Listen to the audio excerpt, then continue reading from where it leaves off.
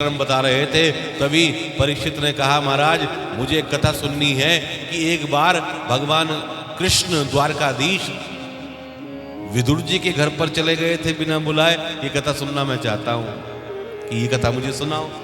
तो बताया ये कथा उस समय की है, ये बात उस समय की है जिस समय महाभारत का युद्ध तैयार था, युद्ध होने ही वाला था, उससे पूर्व की ये कथा है। कहा कि एक बार धृतराष्ट्र ने विदुर जी से पूछा कि भाई विदुर तुम बड़े विद्वान हो, कोई ऐसा उपाय बताओ ताकि भाइयों में झगड़ा ना हो और ये युद्ध टल जाए। विदुर जी ने कहा सत्य बताऊं या असत्य बताऊं? कि नहीं सत्य बताओ, सच बताओ। कहा कि अगर आप अपने एक पुत्र का मोह छोड़ दें दुर्योधन का, तो आपके 99 पुत्र जीवित रह सकते हैं,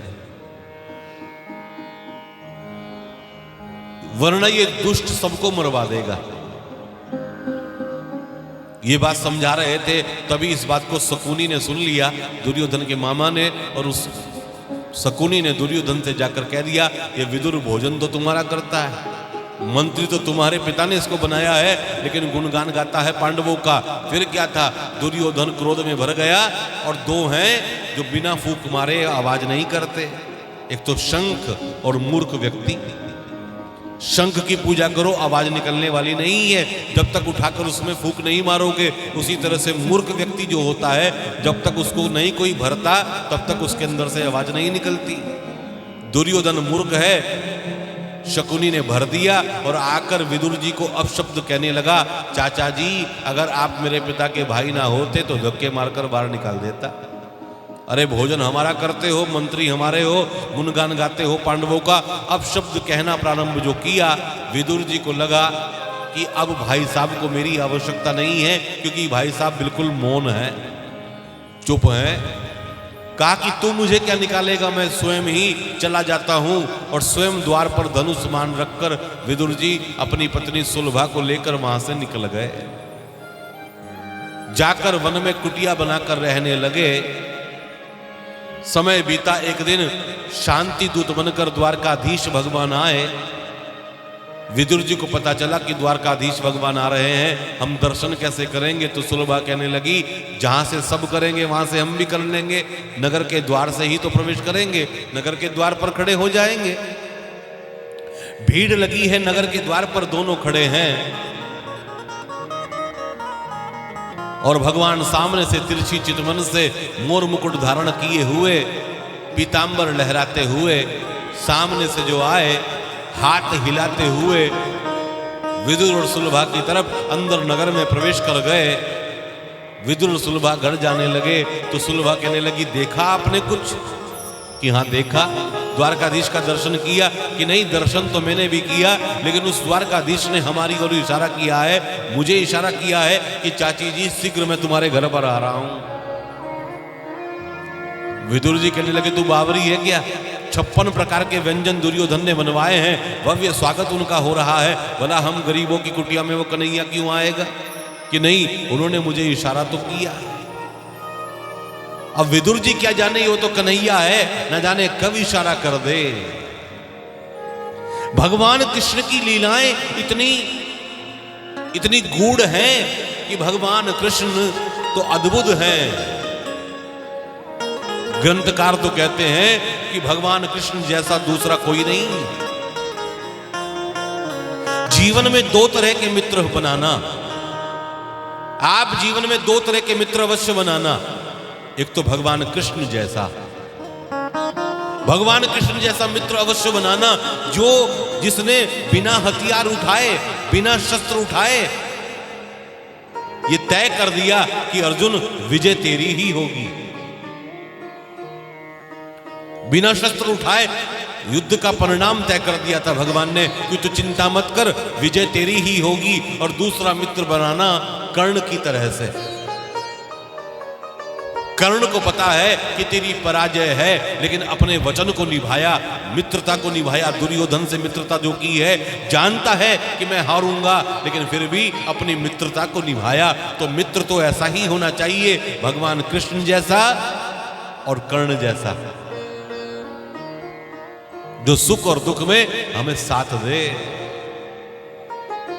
विदुर और सुलभा अपनी कुटिया में चले गए और इधर दुर्योधन ने भव्य स्वागत किया, सोने के सिंहासन पर बैठाया और कहा कि प्रभु आप आए हैं, मैं स्वागत करता हूं आपका। भगवान कहने लगे, दुर्योधन तू जानता है ना मैं क्यों आया हूं? मैं आया हूं शांति दूत बनकर, शांति स्थापित करने के लिए आया हूं। और देख, जितना हिस्सा पांडवों का है वो पांडवों को दे दे, और जितना हिस्सा तेरा है वो तू रख ले।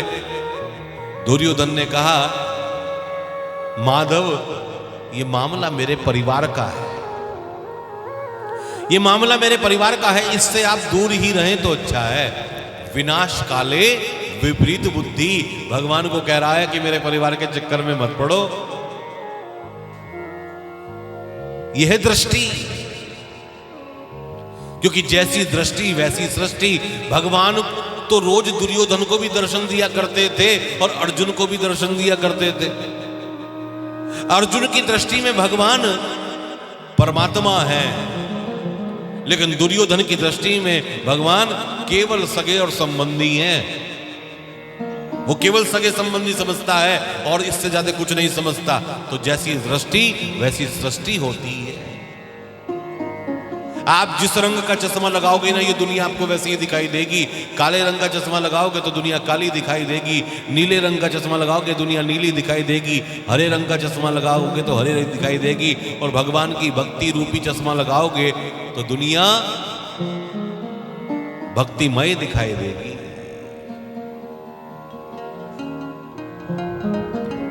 तो बताया,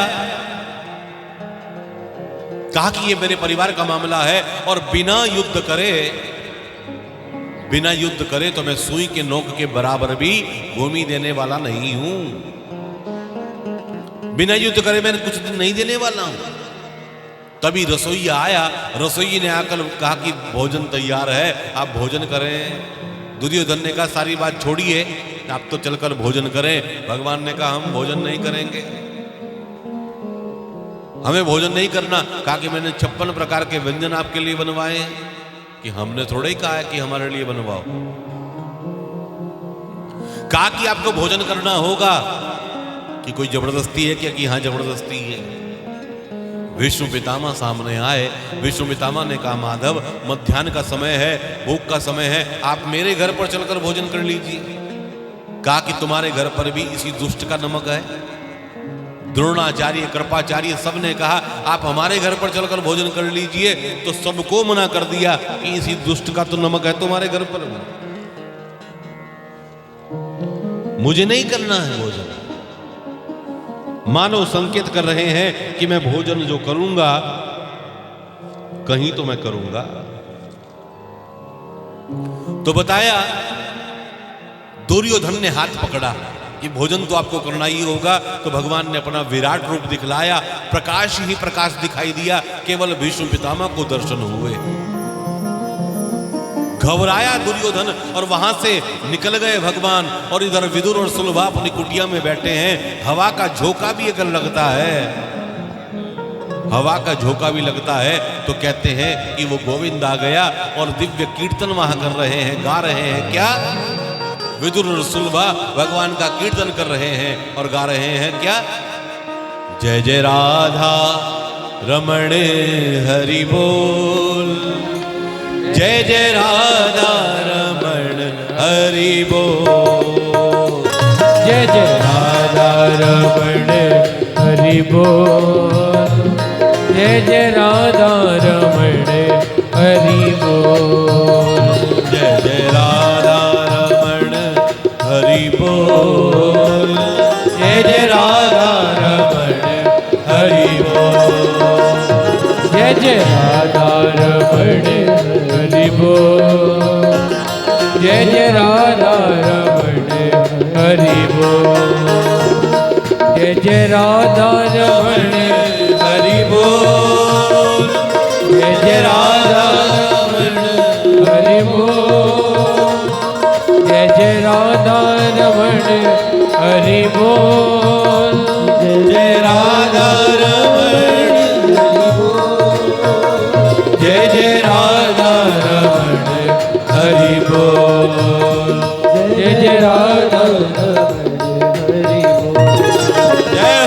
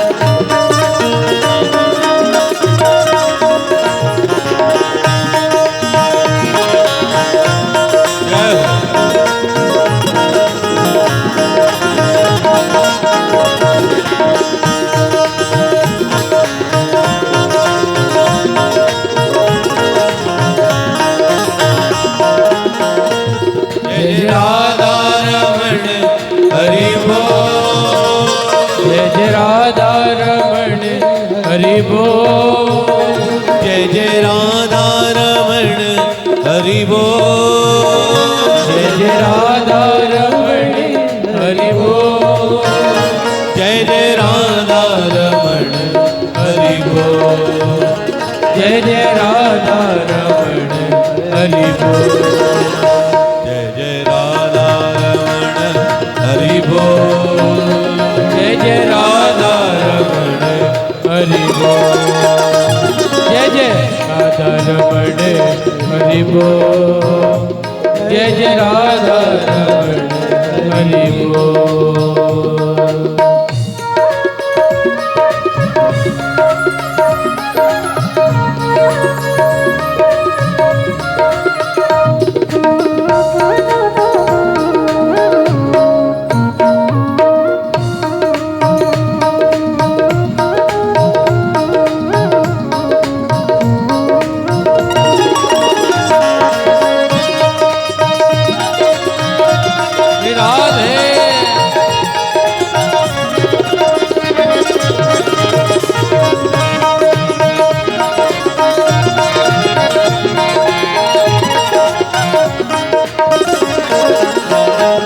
जय जय राधा रमण हरि बोल। जय जय राधा रमण हरि बोल। जय जय राधा रमण हरि बोल। जय जय राधा रमण हरि बोल। ओ जय जय राधा रमण हरि बोल। जय जय राधा रमण हरि बोल। जय हो रमण हरि बोल। जय जय राधा रमण हरि बोल। जय जय राधा रमण हरि बोल। जय जय राधा रमण हरि बोल। श्री राधे।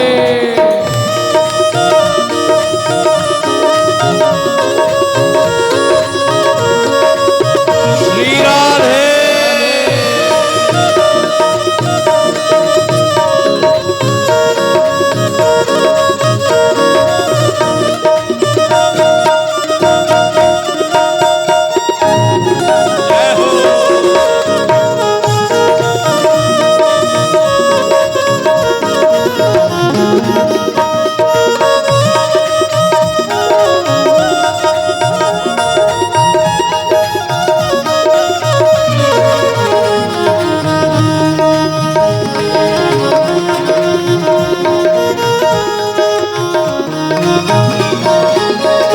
जय जय राधा रमण हरि बोल। जय जय राधा रमण हरि बोल। जय जय राधा रमण हरि बोल। जय जय राधा रमण हरि बोल। जय जय राधा रमण हरि बोल। जय जय राधा रमण हरि बोल। जय जय राधा रमण हरि बोल। जय जय राधा रमण हरि बोल।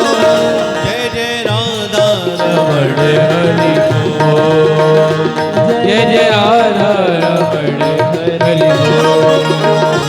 जय जय राधा रमण हरि बोल।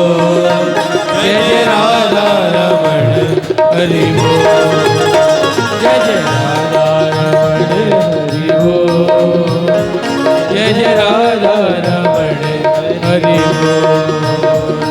जय राधे राधे हरि बोल। जय जय राधा रमण हरि बोल। जय जय राधा हरि बोल। जय जय राधा रमण हरि बोल। जय जय राधा रमण हरि बोल। जय जय राधा रमण हरि बोल। जय जय राधा रमण हरि बोल। राधा राधा राधा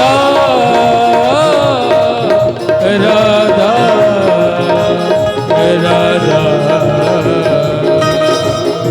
जय जय श्री राधे। जय जय श्री राधे। जय जय श्री राधे।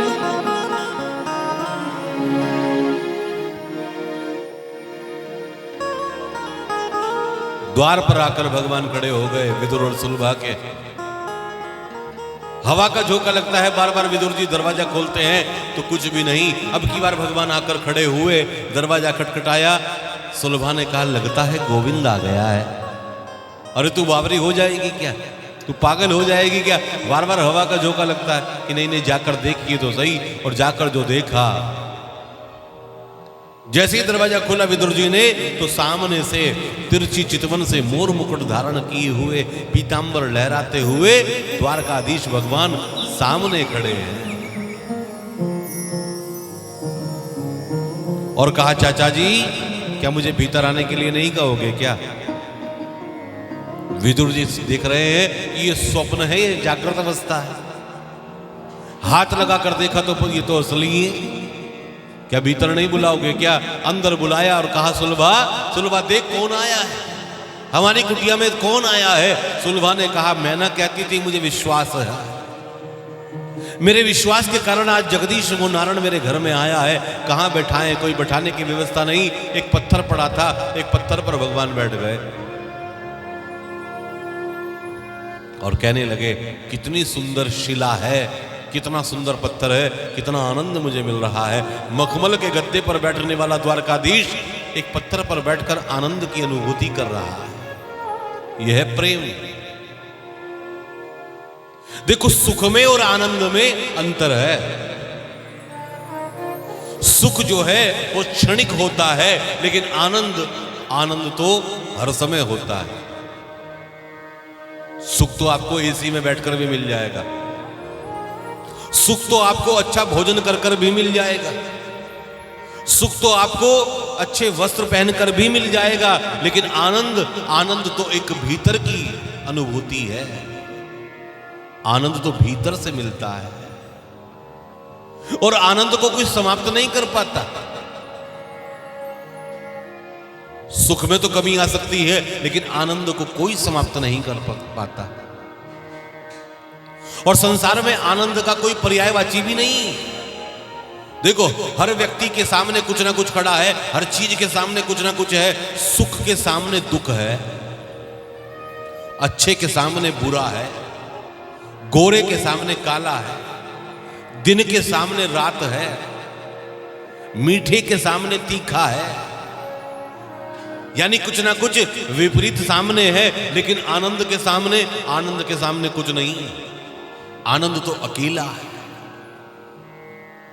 और आनंद कैसा होता है? जैसे गूंगे व्यक्ति को आप गुड़ खिलाओ और गूंगा व्यक्ति गुड़ की मिठास को ग्रहण करता है, लेकिन बता नहीं पाता। उस आनंद ऐसा ही होता है। किसी को घूमने में आनंद है, किसी को कथा सुनने में आनंद है, किसी को गाना गाने में आनंद है, और आनंद तो सबको है। भगवान ने भोजन नहीं किया दुर्योधन के यहां, क्यों? क्योंकि भगवान कहते हैं भोजन तो अभाव में किया जाता है, भोजन तो प्रभाव में किया जाता है, या भोजन केवल भाव में किया जाता है। तो अभाव नहीं है भगवान के जीवन में, प्रभाव मानते नहीं और भाव उसके अंदर दिखा नहीं, इसलिए भगवान ने दुर्योधन की मेवा का त्याग कर दिया। भगवान को स्वर्ण नहीं चाहिए, भगवान को चांदी नहीं चाहिए, भगवान को आपका ऐश्वर्य नहीं चाहिए, भगवान तो भाव का भूखा है। भाव का भूखा हूं मैं, भाव मेरा सार है, भाव से जो मुझको भजे उसका बेड़ा पार है।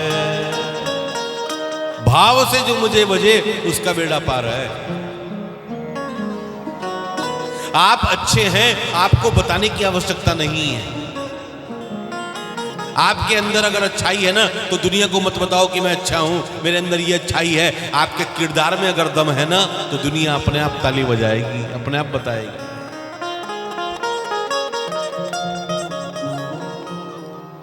क्या सूर्य भगवान बताते हैं क्या कि मैं निकल गया? सूर्य का प्रकाश प्रकाशित होकर सारे जगत को उठा देता है कि मैं आ गया हूं। तो आपके जीवन में भी जो अच्छाई है ना, वो स्वतः ही आपके आचरण से, आपके व्यवहार से निकल कर आ जाएगी।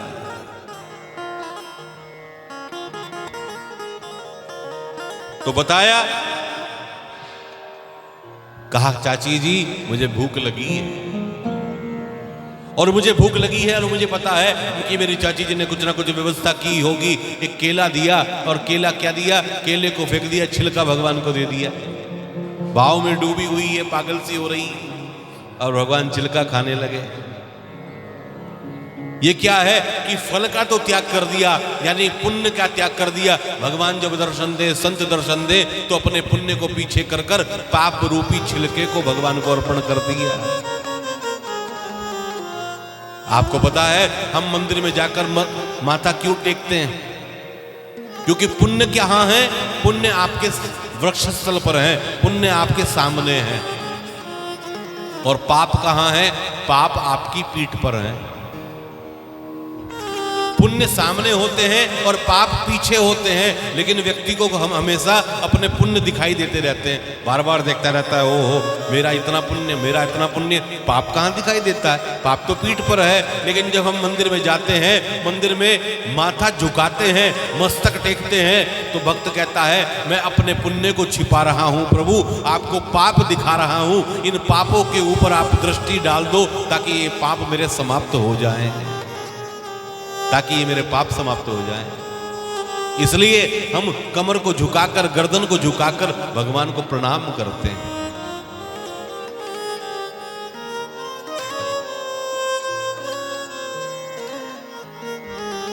कहा कि भूख लगी है मुझे चाची जी।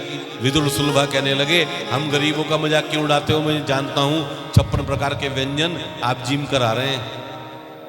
कहा कि मैंने एक अन्न का दाना भी नहीं खाया, मुझे पता है मेरे चाची जी ने कुछ ना कुछ व्यवस्था कर रखी होगी। और देखा क्या, एक सामने पात्र में साग रखा था, साग उठाकर